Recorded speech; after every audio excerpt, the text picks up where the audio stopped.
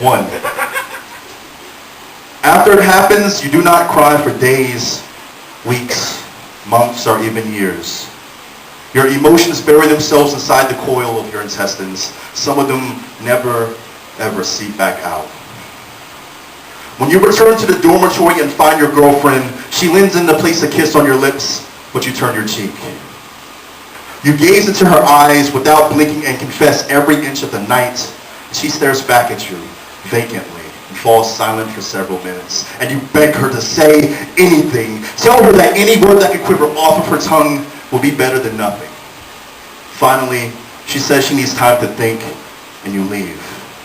You spend the remainder of the night awake and alone in your bed, reliving the horror that has fallen upon you, reliving the horror that has embedded itself inside the tapestry of your muscles.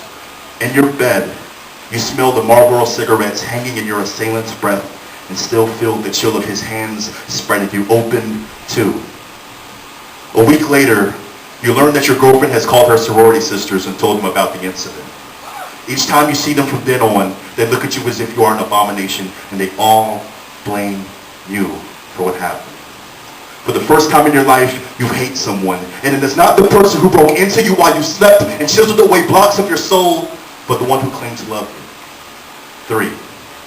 There is something that shatters inside you as you lie to your mother when she calls and asks you how you are. You cannot bring yourself to destroy her with the truth. 4. You permanently retire from sleeping on your stomach. Your libido becomes an apparition whose faint voice is too quiet to even be called a whisper. You lose your complete appetite for sex. Your ability to become erect vanishes. You force yourself to watch porn for hours each day and nothing happens. Your body is a barren room with dust lining the hardwood floor. 5.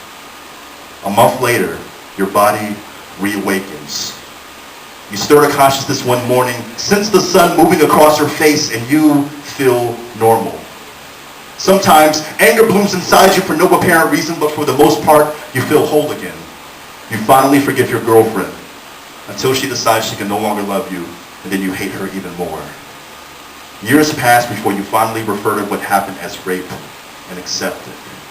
Eventually, you finally cry one night while underneath the watch of a crescent moon when you tell one of your best friends. Later that same night, you go home and roll onto your side atop your mattress to sleep when you smell the Marlboros again, although their scent has become much more slight. And they catch you by surprise like the first cool pearl of rain plummeting from the sky and finding the crown of your head.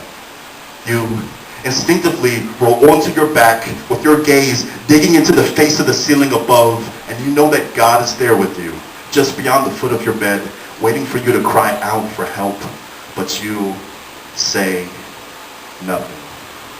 Thanks.